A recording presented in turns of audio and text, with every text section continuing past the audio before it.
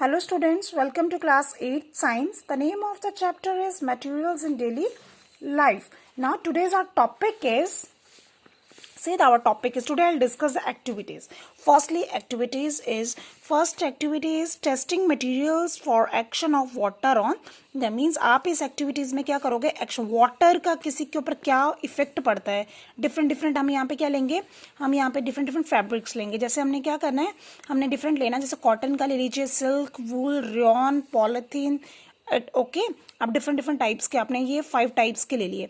अब same size होना चाहिए, लाइक सबका साइज क्या होना चाहिए, इक्वल. सब इक्वल करके फिर आपने क्या करना है, जैसे 5 आपने डिफरेंट सपोज आपके घर में 5 नहीं है तो आप 3, 2 जितने भी आप ले सकते हैं, आप उनको लीजिए. सिल्क कॉटन, जैसे सिल्क कॉटन वूल, ये 3 तो आपको ईजिली अपने घरों में मिल जाएंगे. ठीक है, आप ये तीनों क्लोथ्स लीजिए और इनको डिफरेंट आपके घर में बाउल्स, कटोरियाँ जिनको बोलते हैं, आप उन बाउल्स में क्या करेंगे, पानी को डिप करेंगे. इक्वल अमाउंट ऑफ वाटर होगा और तीनों को क्या करना है, पहले आपने वेट करना उसका बिफोर डिपिंग. डिप करने से पहले उनका वेट कीजिए, फिर उनको पानी में 5 मिनट के लिए सोख दीजिए. उनको वहाँ पे डिप कर देंगे.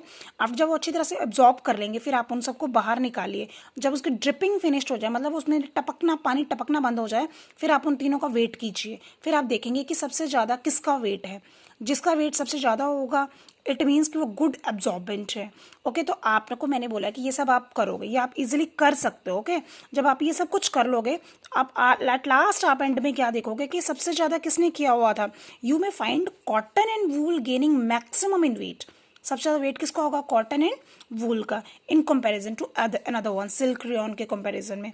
नाउ योर आंसर इज, आपके पास मैंने बताया ना कि आपने मुझे बताना है, तो आप बताओगे which material is better absorbent of moisture. तो आप बताओ कि बेटर एब्जॉर्बेंट कौन है. तो बेटर एब्जॉर्बेंट हमारे पास cotton and wool. Okay, this is your first activity. ये होम एक्टिविटीज, आप इसको इजीली अपने घर पे कर सकते हो. नाउ सेकंड इज एक्टिविटी 2 में आएगा testing reaction of heating on flame on different fibres. Similarly आप डिफरेंट फाइबर्स आपके पास ऑलरेडी है ही हैं. ओके, आप इन फाइबर्स को लीजिए, जो भी आपको मिलता है घर पे, 3-4 टाइप्स के आप फाइबर्स लीजिए. फिर आप इनको क्या करेंगे, बर्न करेंगे. हम इनको कैंडल पे बर्न करेंगे और इनका टेक्सचर चेक करेंगे कि जलने के बाद में क्या बचता है, किस तरह की उनके में ऐश बच रही है, कैसी स्मेल आ रही है, कौन कैसे बर्न कर रहा है. These type of test. Firstly आपने जैसे करना है कॉटन. जब आप कॉटन को बर्न करो विगरसली विथ फ्लेम, बहुत जल्दी आग पकड़ेगा और फ्लेम्स निकलेंगी. Out smell of burning paper, और स्मेल कैसे आएगी, एक पेपर जलने की तरह. Leaving behind a little powdery ash. Ash मतलब होता है राख, एक हल्का सा थोड़ा सा पाउडर ऐश की तरह वो राख छोड़ जाएगा. Second is wool. The fibre curls while burning. जब वो जलता है ना तो उसे कर्ली सा जलेगा, बिकॉज वूल है ना, तो वो कर्ली सा जलेगा. और लास्ट में क्या होगा, वहां पे burning hairs and leaving behind a ball of ash. छोटे छोटे ऐसे राख के ना गोले से बन जाएंगे, वहाँ सर्कल से बन जाएंगे, बॉल से बन जाएंगे. और rayon burns like a cotton leaving behind a global mass of ash. अब ग्लोबुलर का मतलब होता है एक स्फेरिकल शेप में. ओके, स्फेरिकल में भी उसकी ऐश वहां रह जाएगी. सिल्क का मतलब होता है, सिल्क क्या करेगी, burns poorly without giving out of a flame and smell. जब सिल्क बर्न करेगी ना तो वहां पे कोई फ्लेम्स निकलेंगी और ना ही कोई स्मेल. नेक्स्ट नाइलॉन और एडसिलिक का आ जाएगा मेल्ट एंड बर्न्स. ये जो नाइलॉन और एडसिलिक होता है ये सिंथेटिक्स है ना, तो जब ये बर्न करेंगे तो ये कैसे होंगे, मेल्ट हो जाएंगे.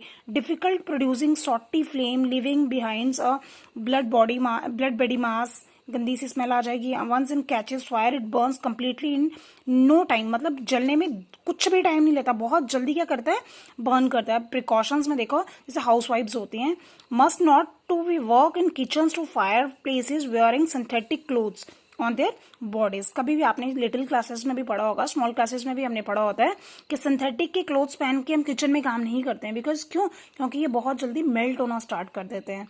नेक्स्ट आपके पास आता है थर्मल कंडक्टिविटी. थर्मल मतलब आपको पता है हीट होता है. Okay, all fibres catch fire and do not conduct heat. जब भी कोई कपड़ा जल रहा होता है ना, तो वो क्या करता है, फायर कैच कर लेता है, जलना स्टार्ट कर देता है, लेकिन हीट प्रोड्यूस नहीं करता है. They are a bad conductor of heat. Electrical conductivity, all plastics are non conductor of electric. Plastic कभी भी अपने में से करंट को पास आउट नहीं होने देता. वो सिर्फ क्या होते हैं, इंसुलेटर्स. बिकॉज अगर आपने अपने घर में प्लग देखा हो या फिर सिंपल आपने एक वायर देखी होगी, उस वायर में जो करंट जाता है, वायर कॉपर की है लेकिन उसके बाद किसकी कोटिंग है, प्लास्टिक की. बिकॉज वायर जो उसके अंदर कॉपर है, copper is a good conductor of electricity, but जो बाहर प्लास्टिक है, plastic is a good insulator. Okay, now next आपके पास एक्टिविटी थर्ड आ जाती है, टेस्टिंग टेंसाइल स्ट्रेंथ। अब टेंसाइल का मतलब होता है ताकत, किसमें कितनी वो पावर है, मतलब अपने आप में किसी चीज को पकड़ के रखने की। ओके, तो हमने अगेन यहाँ पे हमने डिफरेंट डिफरेंट थ्रेड्स लेने हैं। आप कॉटन का, वूल का, सिल्क का, डिफरेंट डिफरेंट थ्रेड्स ले लोगे और उसके साथ कुछ हैंग करोगे, कुछ भी मटेरियल उसके साथ बांध के उसको थोड़ी देर लटका के देखोगे कि कौन सा जल्दी टूट जाता है, कौन कितना स्ट्रेच हो जाता है, कौन टूट जाता है। तो आप इसमें आपको पता होना चाहिए कि जो नायलॉन होता है वो उसकी टेंसाइल स्ट्रेंथ बहुत ज़्यादा होती है। ओके, सबसे ज़्यादा हाईएस्ट स्ट्रेंथ किसकी होती है? नायलॉन की। लेकिन नायलॉन क्या होता है, नायलॉन से हमारा हाथ कट जाता है, बहुत शार्प होता है और इजीली हमारे हाथ कट जाते हैं। ओके, नेक्स्ट आपके पास आता है measuring tensile strength of different fibres. अब कैसे मेजर करेंगे?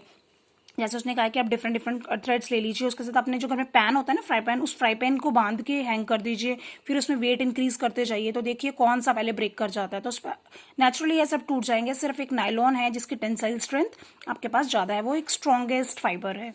नाउ नेक्स्ट आपके पास आता है लर्न दैट। तो special kind of plastics has been developed for making surgical instruments. काफी सारे प्लास्टिक, जो स्पेशल टाइप्स ऑफ प्लास्टिक्स होती हैं, उनको हम सर्जिकल इंस्ट्रूमेंट में भी यूज करते हैं। जैसे फाइन ट्यूब्स होती हैं, कैपिलरी ट्यूब्स जिसको बोलते हैं, फॉर रिप्लेसिंग ब्लड वेसल्स। जो ब्लड वेसल्स होते हैं ना, जो क्लॉटिंग्स वगैरह हो जाती है, उनको रिमूव करना, ब्लड थिक हो गया है, उस सब में क्या करते हैं हम, इनको कैपिलरी ट्यूब्स वगैरह को यूज करते हैं, जो कि प्लास्टिक्स की बनी होती हैं। Now next bones and other parts of human bodies. Acrylic is the important component of surgical plastic. जो एक्रिलिक जो है इंपॉर्टेंट है, ये बेस्ट क्वालिटी का है। नेक्स्ट आपके पास आता है एक additional learning, plastic surgery is a cosmetic surgery which is has nothing to be with the plastic. ऐसा नहीं है कि कहते हैं ना उसने प्लास्टिक सर्जरी करवाई है। Plastic surgery this is not mean कि उसके फेस के ऊपर एक प्लास्टिक की कोटिंग कर दी गई है। नो, वहां पे सिर्फ क्या होती है, ट्रांसप्लांट टिश्यूज होते हैं। Okay, one part of the body to another part of the is happening, then synthetics are not used in the plastic surgery. Okay, कभी भी सिंथेटिक, जबकि सिंथेटिक एक प्लास्टिक ही है, तो उस सिंथेटिक को कभी भी प्लास्टिक सर्जरीज में यूज नहीं किया जाता। Okay student, this topic is finished. Tomorrow I will give the answer of this questions, so read carefully. Thank you and have a nice day.